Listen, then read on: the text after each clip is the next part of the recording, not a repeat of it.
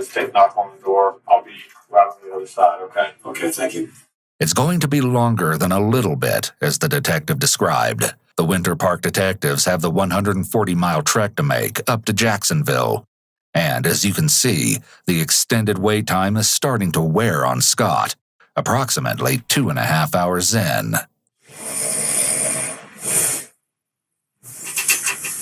Oh, I got this. Okay. Scott is granted his restroom break, but upon his return, he'll still have an hour to wait. Finally, detectives have arrived at their destination, and they start by providing Scott with a warm welcome. All right, thanks. You got water? You okay? I could use something to eat. I need something. Hungry? I'm starving. I'm dizzy. I'm so hungry. Okay. We'll get you some. Okay. There's let's see if I can grab you some. Sorry. Please carry up. Sorry for being hungry. Thanks. Oh man, that's not a problem. You doing okay? Yeah. Hungry, huh? Yeah. Starving. What do you like to eat? Oh, God, anything. Anything? Oh, God. I'm not too fussy. You got something? Oh, that's fine. Energy up here. And That's good. Good. I'm Is good. it pizza flavor? No, sorry. Oh, no, I'm good. What you guys? All right, Scott. So we'd like to talk to you about, and I'm sure you probably have a million questions too. So Yeah.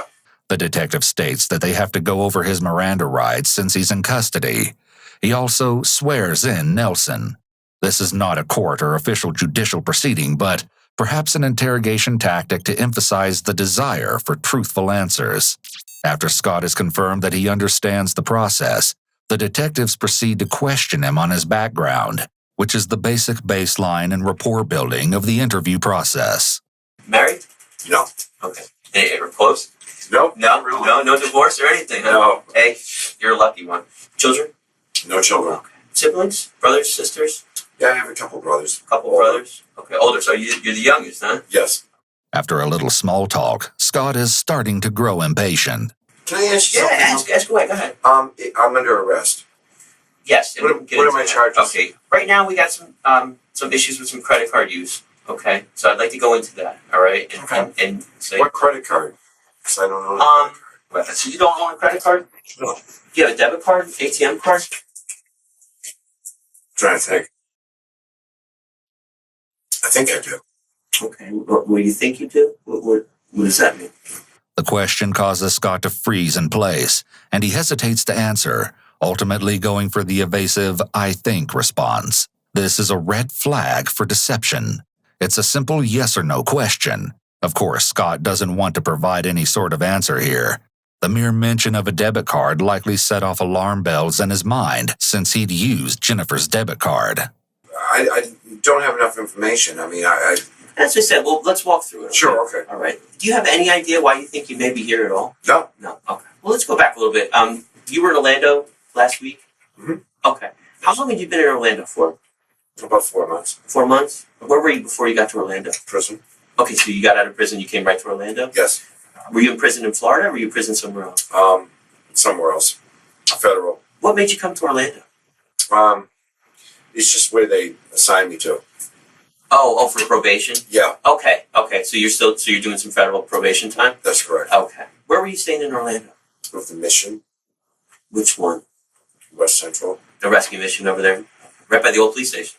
Yes. How did you like the rescue mission? Was it okay? Yeah. I mean, no one really wants to be there. No. Now, were you working while you were in Orlando? Yeah, I was working for a painting business. It's in Winter Park. What they have you doing? Painting apartments, Apartments? Like new apartments or old apartments, like refurbished or what? like the villages and Okay. some, pretty nice places. Are you still employed with them? No. When did that stop?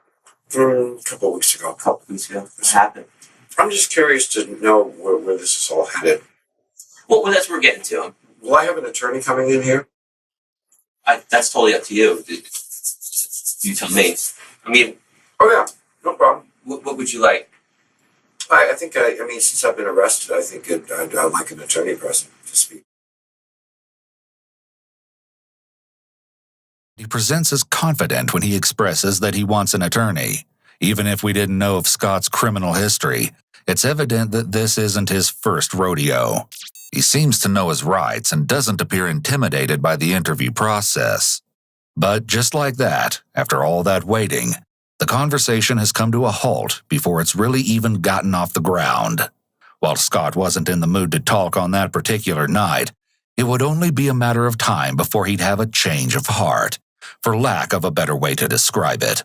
Because as you're about to hear, someone who could inflict such an agonizing death upon another is as heartless as they come, truly evil right down to the core. It was a month to the day of their initial meeting when Scott mailed a letter to one of the detectives, expressing his desire to speak with them about the investigation. A meeting was arranged and took place on November 13th, 2017 at the Federal Detention Center in Miami. It's approximately 10:41 a.m. at FDC in Miami for an interview with Nelson. This time around, Scott is so forthcoming the details are likely to turn the stomachs of even the most seasoned detectives. However, the most shocking element of all is his alleged motive. It's utterly unfathomable. I know what you said in the letter, and so I want to go over the letter with you. I told you last time, I know there's stuff you want to tell us, and we'll go from there. Okay. The detective covers Scott's Miranda rights, then the conversation begins.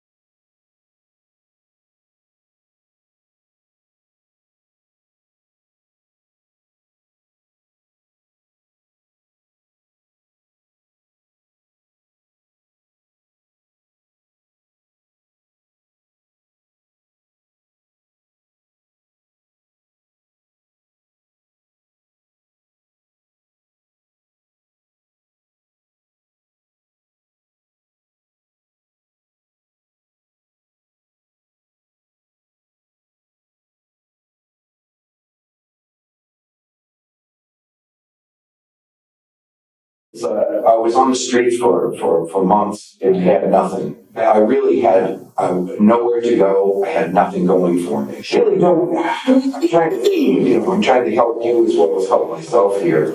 Well, life has really never been that easy for me. Do you know that I have a colostomy? I did. You do. Okay, so like the Bureau of Prisons, they wouldn't give me the reconnection. They would help me. Things are just in the toilet and they're getting worse and worse and worse and worse for me. And it's not going to stop until I'm either dead or something. They're not going to stop. That's what we don't want to see that happen. I'll tell you right now. No, I don't want to see that happen. I know, Detective. Scott continues to focus on himself as the victim in the situation and takes no accountability for what he's done. As far as what created this whole thing to be, I was thrown to the street again, and I had nowhere to live. I'm completely broke. Yeah. And, I had been in Winter Park a few times. Okay, so it wasn't the first time I had been to Winter Park. What happened there was I noticed that it's a very affluent type of place. Yeah. It is. Well, people have a lot of money and things like this, and they have a different lifestyle. Where 15 minutes away in Orlando, where I was living, people are dead ass broke. Yeah. I wasn't particularly happy with this. Quite the understatement we'll soon hear. It cut much deeper than that. It seems like Scott grew increasingly bitter and resentful as he took in the fact that he was struggling to survive, while there were large communities of people not far from the shelter where he lived that enjoyed an excess of comforts and luxuries.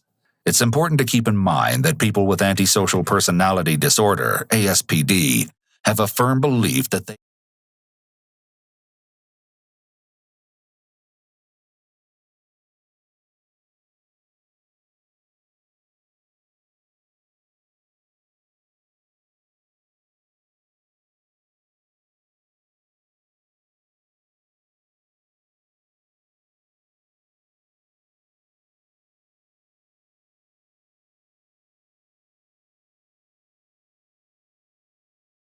beliefs seem to boil down to the fact that he thinks he's entitled to the same comforts that the residents of Winter Park enjoy.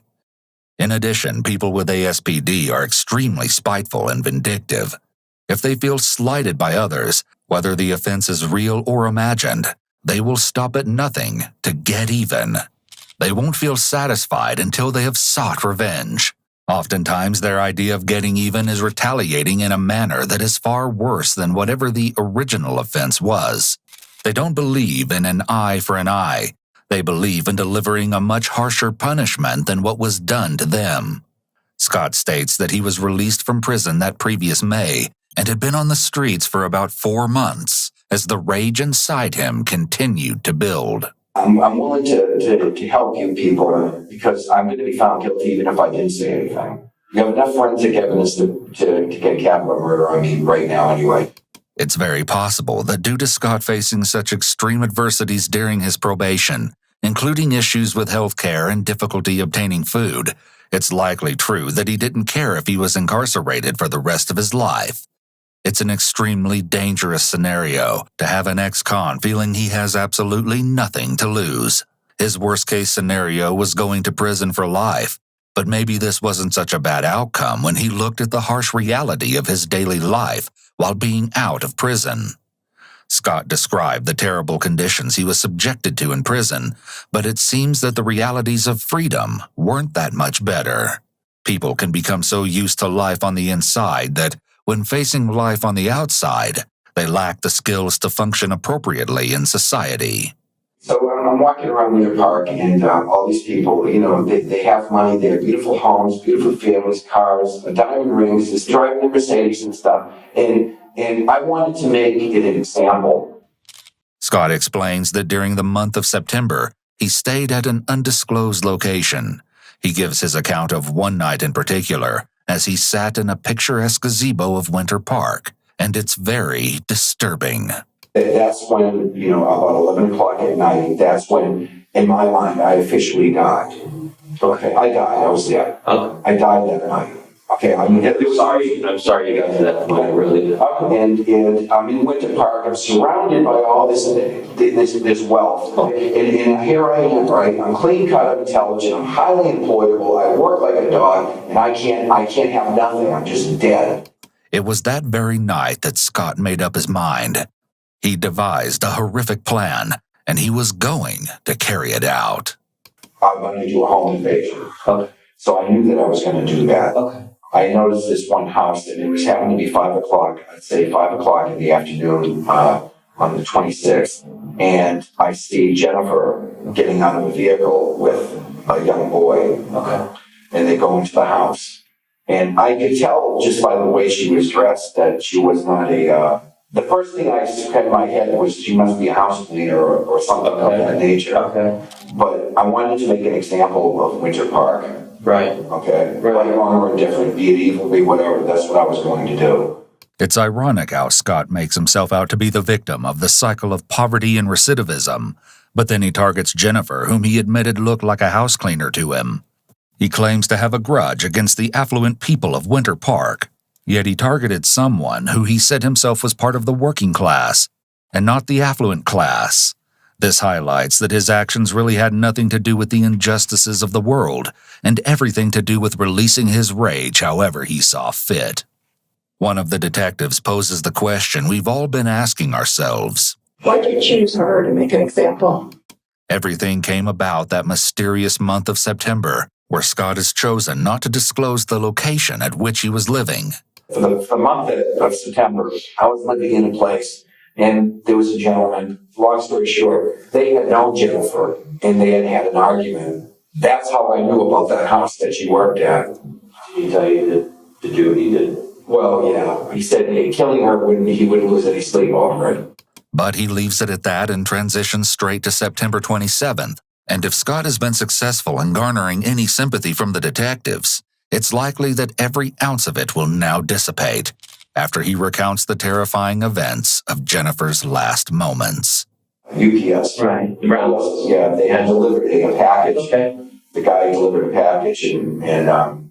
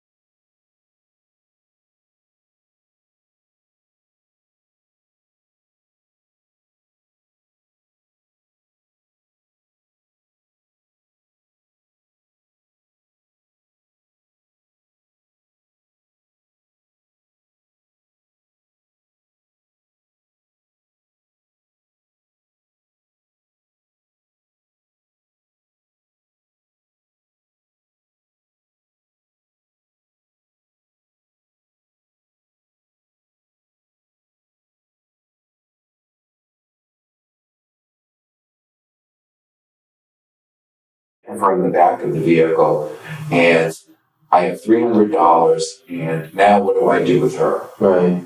So now I'm driving, trying to find a place to find Jennifer, where I can put her, you know, and she's telling me, you know, to up the ferry and see, and we're not totally based on in all reality. I'm not going to because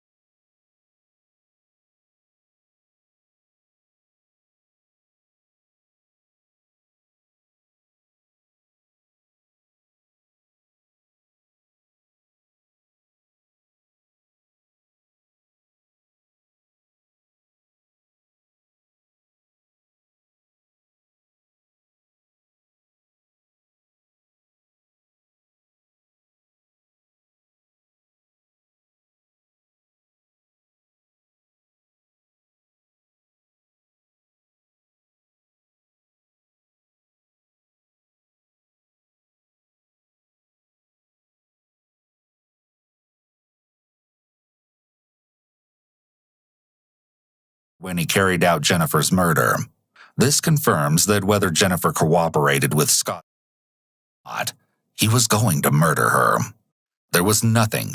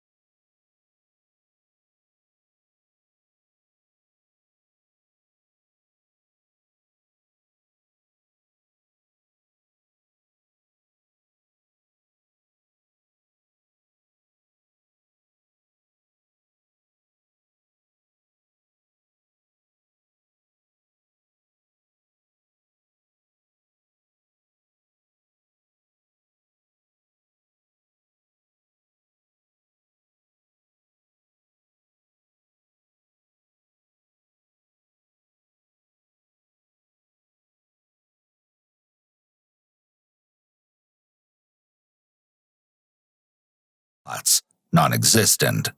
Scott ventured to a nearby 7-Eleven and, of all things, he purchased a pizza.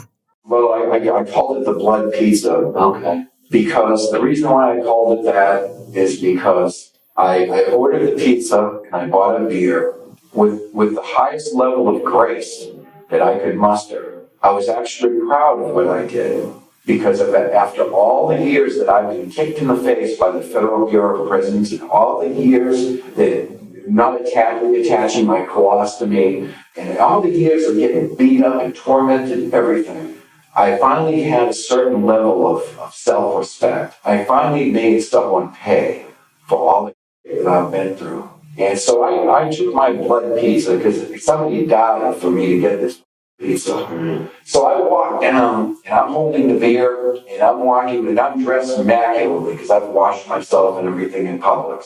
And I'm walking down the street while all these rich people are walking around buying jewelry and they're having their good life and all this stuff and wouldn't give a rat's about me. And so I'm carrying my pizza. Little do these bastards know what I had to do for this friggin' pizza. Yeah. And I walked back up to that gazebo and I ate that pizza, every bite of it, and I enjoyed every damn bite of it. And I really did. And I hope, my only regret is that I hadn't killed 30 more sons of bitches like her. It's almost like Scott felt he was one of them for a short time, like he was living a piece of the good life for once. He felt vindicated because, unlike the rest of the Winter Park community, he believed he really earned that beer and pizza. It also seems like Scott was taking pleasure in knowing a secret that the community hadn't yet discovered, one that would frighten them and make them feel like their city wasn't as safe as they thought it was. He enjoys feeling like he took something from the citizens of Winter Park. He stole their peace of mind and burst the bubble they lived in, and he seems to like this because he likely feels as if others are sharing in his misery. An utterly chilling account, but clearly it was all in vain. You know, this is the evil part of it all. With concern to the, after everything that's been gone on, here I am, I'm back in Winter Park, and nothing's changed. Yeah. Okay, I have a couple $100 in my pocket. A girl is dead, and I'm still have complete contempt for Winter Park. Didn't it make you feel any better? No, it didn't make me feel any better, but I just don't understand how things are the way they are. A truly senseless death, and his motive behind it all was even more shocking. After Scott's gut-wrenching version of the nightmarish day concluded, one of the detectives asked why it was that Scott reached out with his letter and came forward. And as Scott explained it, he wanted his story to be heard. Clearly, he felt he was the victim. He also, quite obligingly, filled in the missing pieces. He hadn't intended for the murder to go unsolved, after all. I left everything for the law enforcement to find. Okay. The knife, I threw that where? About 70 feet from the murder of the body. Yeah, that's her vehicle. And is that the vehicle that you took that day? Yep, that's it. Is that the vehicle that she was in the back of? Yes. That day when you were at the house, did you eat any food there or drink any beverages or anything? I took one beer. The empty bottle found in Jennifer's car was the one he stole from Reed's home. And is that the comforter that you took from the, Yeah, that'd be it. this picture, this house, does this look familiar? Yeah, that's it. Who's that? That'd be Jennifer Fulford. But in stark contrast to how Scott is able to speak of his victim so casually, without so much as a hint of emotion, he can't hide the fury he feels, apparent in his voice as he speaks of the true motive behind the murder. And it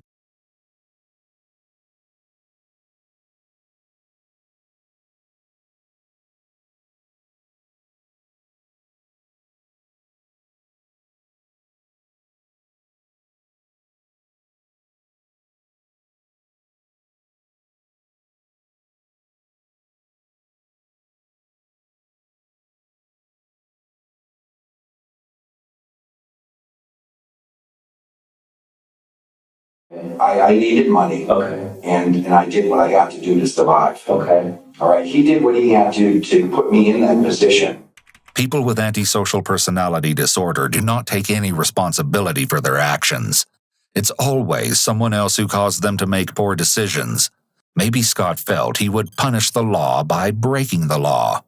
He seems to believe that his probation officer had sabotaged his job and source of income, and that these things warranted him committing a crime.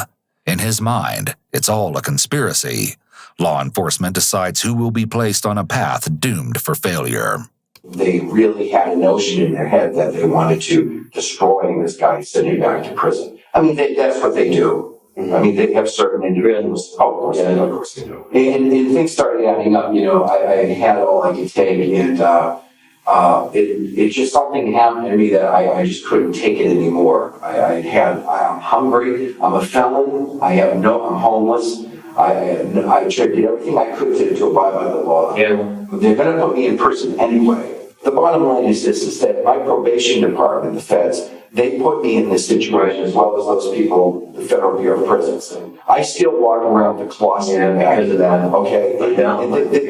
You have no idea how sick and evil that is to do to a man. However, Scott's assertion that various government agencies were what drove him to murder wouldn't get him very far. He'd said it himself. There was enough forensic evidence to tie him to the murder. The beer bottle contained Scott's DNA. In addition, the white t-shirt, white towel, and watch with the distinctive band that were located in the canvas bag within Jennifer's SUV had been analyzed by the Florida Department of Law Enforcement Forensic Lab. Each item showed visible staining that appeared to be blood, and the stains were confirmed to match both Jennifer's and Scott's DNA profiles. Is there anybody out there that is looking for someone? Oh, yeah. Okay. And those are the people that I really want to try to help. Right, I understand. Despite Scott's claim that he understands, he declines to divulge any additional information, and the interview ends. Whether there's any truth in his assertion remains to be seen, but the idea, as terrifying as it is, could be all too real. We know exactly what Scott is capable of. Before his trial, Scott wrote to the judge and, true to his character, he made even more shockingly selfish statements. In the letter, Scott claimed that he had already admitted to unsolved armed bank robberies and that he promised to divulge information about 8 homicides he committed, ones he has never been caught for. Why would he suddenly give up that crucial information? Well, Scott claimed that since his arrest, he had lost 40 pounds of body weight because he doesn't get enough food in prison. He made his demands very clear, writing, "I'm starving to death, and I'm asking to be fed more food." That's right. He would admit to 8 murders in exchange for more food in jail.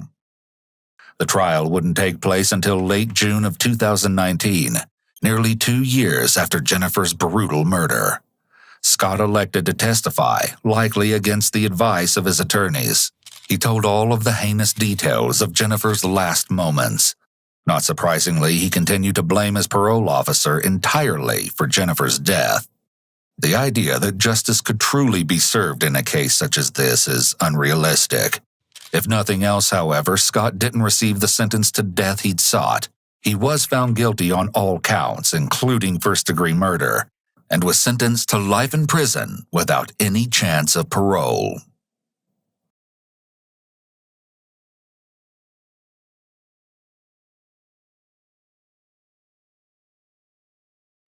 Do you know anything about a gravesite being here? Well, the dog actually alerted to right there when it's leaned up against the tree. Right here, you see this? There's 3 big. Looks bloodish. He's a bad person. In what way? Every way, in my opinion. I'm actually glad he's in jail. He needs to die in jail. With all that he's done. Why didn't he want you to leave with your dad? Because he's When 56-year-old James Jim T. Whitaker suddenly vanished, police believed their biggest concern would be unraveling the investigation. They soon uncovered that this was just the beginning of a twisted case. Jim's disappearance would prove to be the catalyst in exposing a sickening secret that had been kept hidden for years. Let me see that. That's something. Oh, it appears to be a skull cap. Huh? Yeah. It all began on the afternoon of July 25, 2020, when sheriff's deputies in Hocking County, Ohio, responded to reports of gunshots in a residential neighborhood. How we doing? All right. We shot Van. 40. That's down the road. Well, she said you got a horseshoe. I shot him. Shooting at 22. The deputies were greeted by 18-year-old Melody Dixon and her father, 40-year-old Michael, or Mike as he was most often known. While Mike had been staying at his friend James Jim Whitaker's property for about 2 years, Melody had moved in about 4 months ago. While nothing may have seemed amiss with the father and daughter initially, police would likely look back at this interaction with concern later. What'd you shoot in it?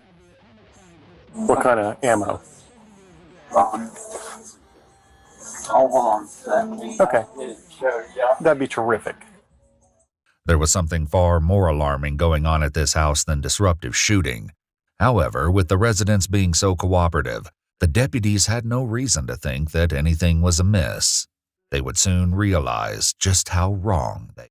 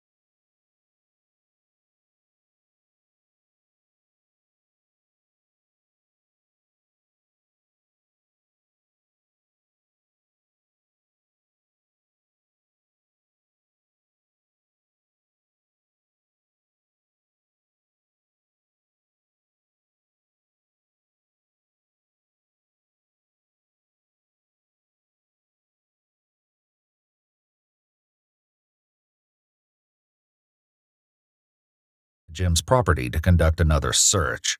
What they uncovered made their hunt for Mike and Melody even more urgent. What's in the basement? That's where Michael was staying at. It was a bunch of crap. I would definitely wear gloves. Where what? I'd definitely wear gloves. It's dirty. Who kicked in the door? Me. I'm just trying to determine what was like it and what was new, that type of thing. But that door has never been locked. Never, ever. So Mike can put that on there. Do you know why? No, I have no idea why. When the officers entered the basement and saw the conditions, they quickly realized that this would not be an easy search. One thing, however, likely stood out to them right away. Mike and Melody were both supposedly living here, but there was only one bed. While this was clearly concerning, it was only the tip of the disturbing iceberg when it came to Mike and Melody. Smells like feet. I think my smell quit. What? So I think I quit smelling a while ago. No blondies. I did.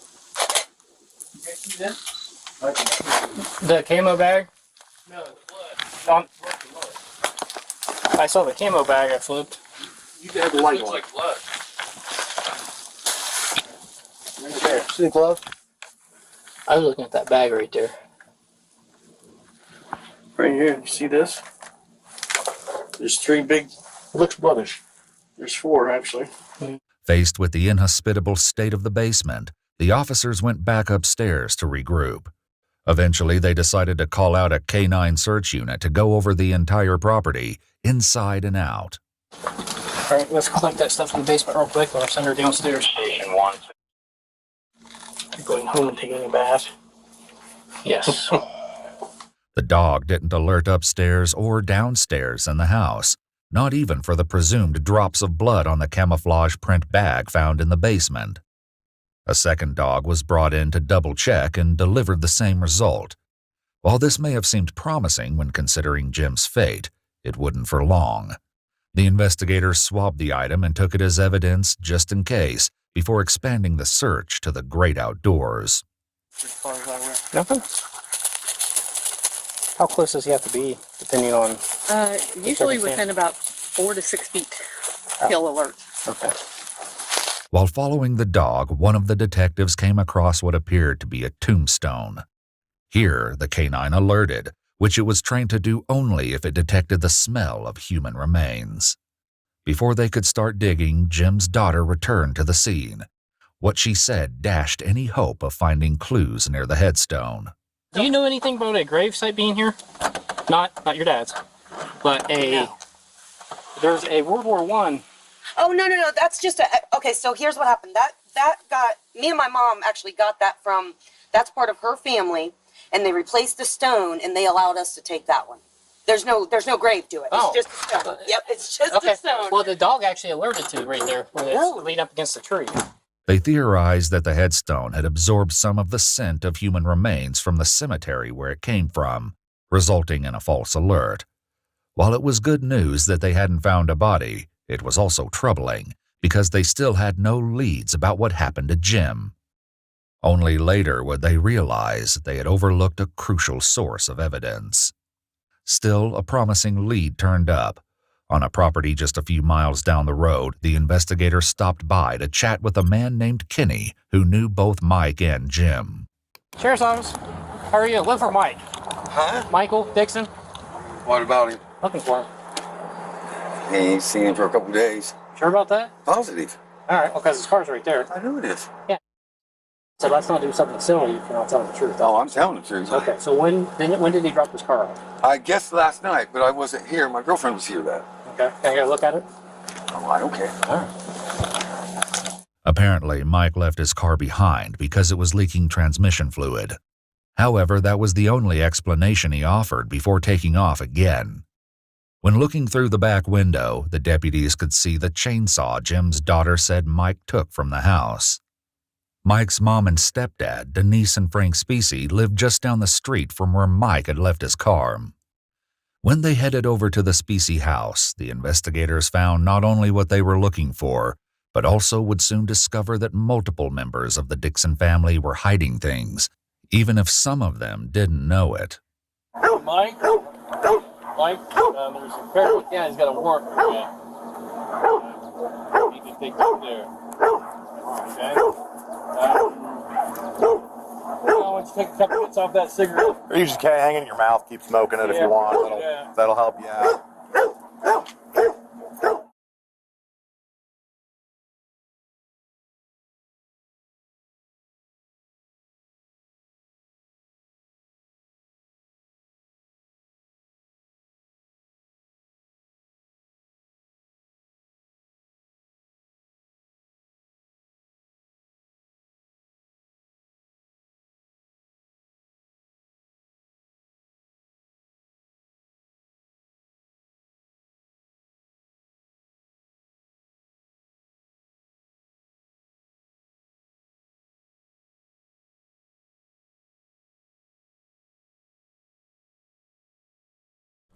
Or maybe we're past it. I feel like we're getting to that, like, this is how you... There's some stupid fucking book.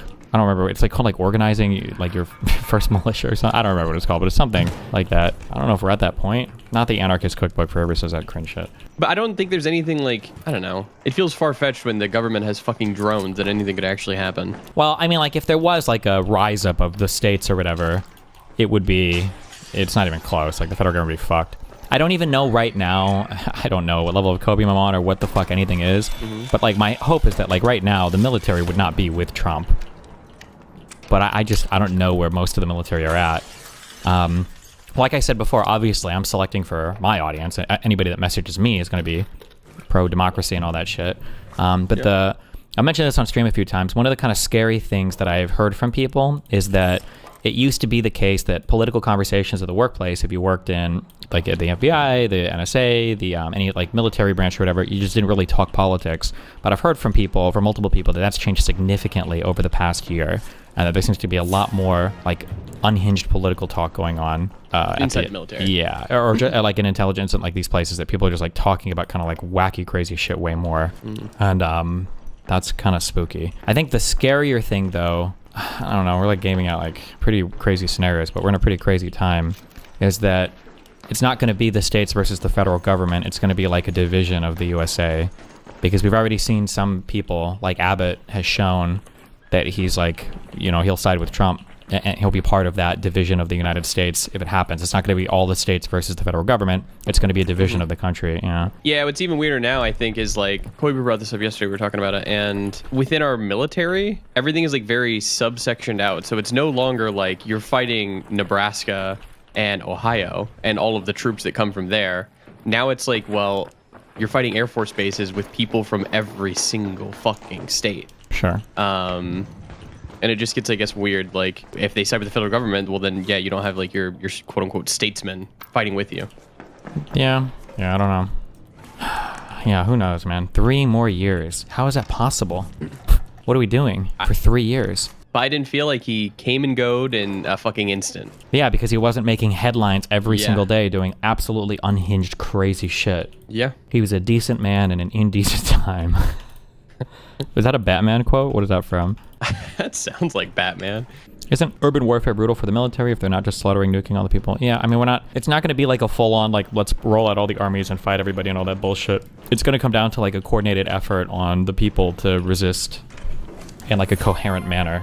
And if nobody really knows what's going on, and nobody really believes it. Like, I still feel like the whole world is locked right now in this cycle of waiting for America to wake up. I still feel that way. Maybe I'm wrong. Maybe Europe is finally changing course or something, but it's still, I still get that impression that everybody's just kind of like, I think America's about to be done with this crazy shit. I think the idea of like, let's say we get to a Newsom presidency, that everything's just going to go back to normal is pretty fantastical. I mean, be like another Trump. It can, but only if that huge accountability stuff happens. There has to be like, I like that one emo actually. I think that X should be destroyed. There should be like government bulldozers that roll down the X data centers and physically destroy that platform as like a sign of what happens when you fuck with American democracy. Just because there's like no moderation and they're not taking any issue in the bots, or I didn't see this email. Because it sends a message. Like there's like real shit is gonna happen. Like it's not all a fucking game. Like, X is like a game. Like, it's a destroyed social media platform. Like, the idea that the wealthiest man in the world, who is partisanly supporting the president, and then got an office in the government, like, there's so much about that. There are so many things individually that have happened with this administration that are the most corrupt thing in the history of all of U.S. politics, like, on their own. Like, Elon Musk's story and his relationship with U.S. politics on its own would be, like, one of the largest U.S. corruption stories in all of U.S. history, in my mind. I can't even believe that was only a year ago that he was in the presidency and they were doing fucking Doge and everything. Teslas on the lawn and Doge. And the president is advertising his cars. Elon and 5 other billionaires fucking lined up to pay for that stupid fucking inauguration ceremony or whatever. The inauguration ceremony. Yeah, it was just so fucking cringe. Remember the military parade Trump wanted? You mean the one he got? Where we were advertising fucking what was it? It wasn't Bitcoin. Was it Polymarket was sponsoring it? It's so cringe, bro. Coinbase, yeah. All of Trump's billionaire friends settling multi-million-dollar lawsuits with him. like X and Meta and all these companies that he sued because he said they violated his First Amendment rights by banning him from their social media platforms. I'm pretty sure every single one of those cases settled with Trump. And that wasn't with like the president of the United States. That was just with Donald Trump personally. And like those settled and they just paid him out like tens of millions of dollars for being the president of the United States. But it's just like, okay. As a Canadian, I get the feeling we are moving on from America. Carney has even explicitly said that. I mean, I'm sure they have, but like I'm pretty sure we're by far your biggest trading partner, no? How do you bring up the block things that show the exports, imports? America makes up half of Canada's trade. You import $377 billion and export $550 billion of goods.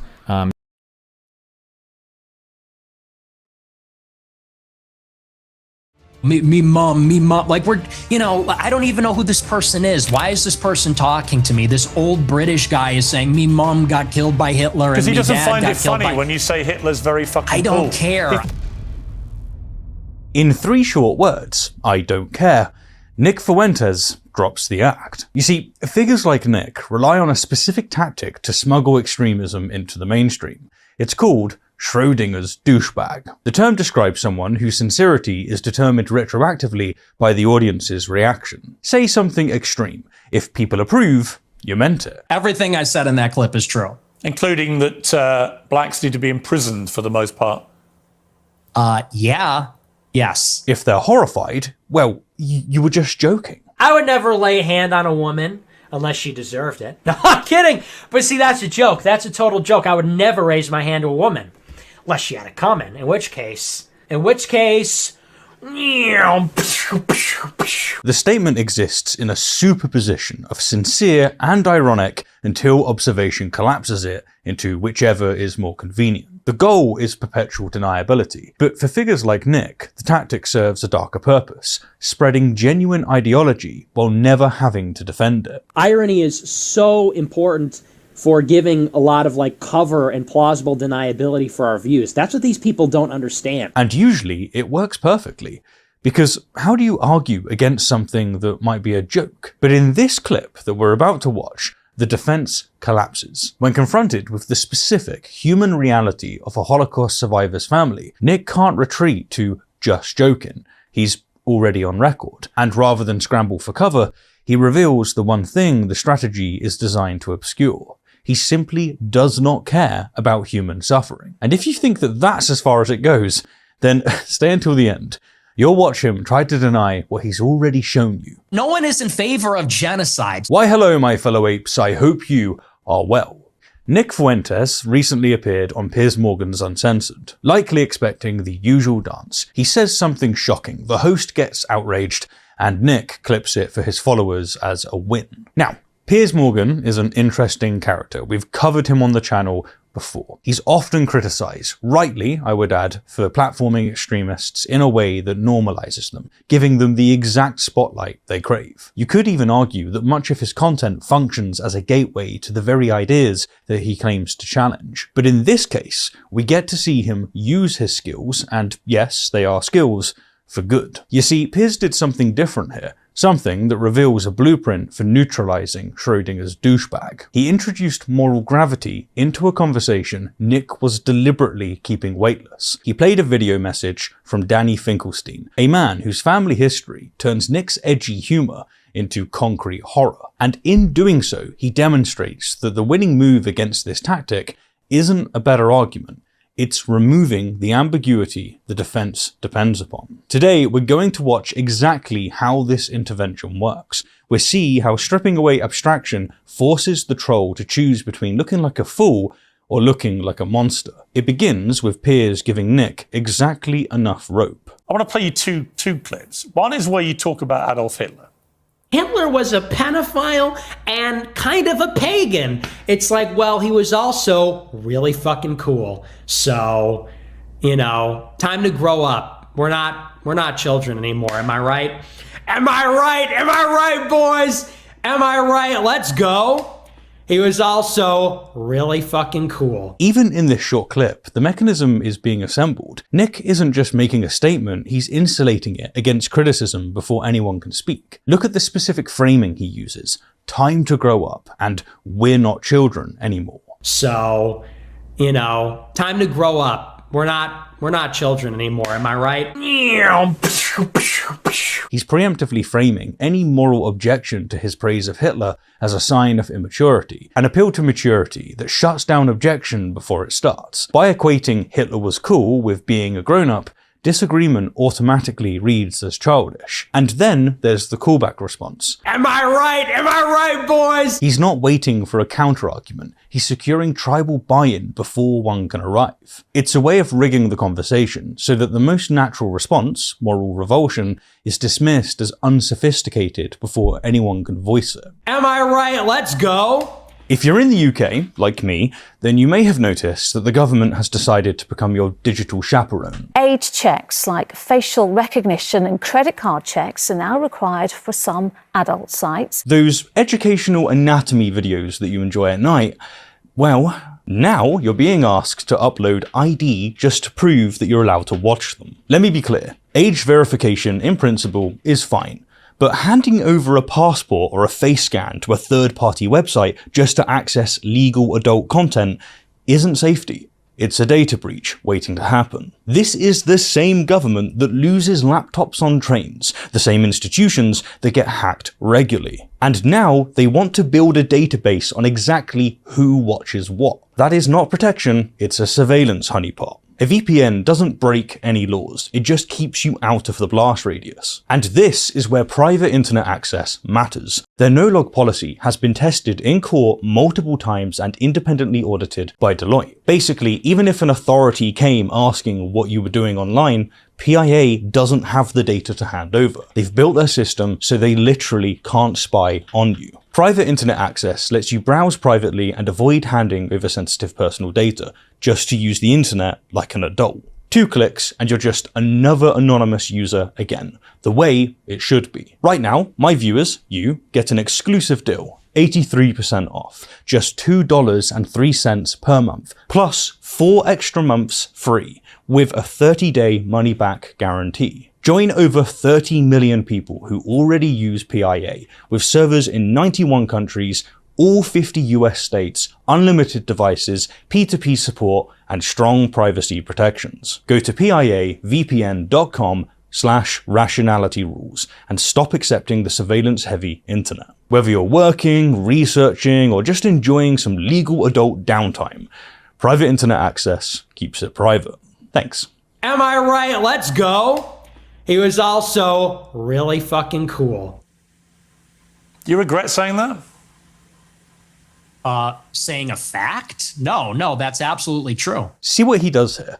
Nick immediately reframes the opinion as an objective reality, but notice what saying a fact actually implies. It's not just that Nick believes this, it's that moral disagreement isn't legitimate. If you object, you're not making a counter-argument, you're simply failing to see what's obviously true. And watch Piers here. He's not expecting a retraction, he's letting Nick dig his own grave, get him to commit on camera, then hold him to it. No, that's absolutely true. You think Hitler was very fucking cool? Yes, I do. One of them. And I'm tired of pretending he's not. Alright, there's the double down. The phrase, tired of pretending, is doing heavy lifting. It frames everyone else in society as performative liars, and positions Nick as the only one brave enough to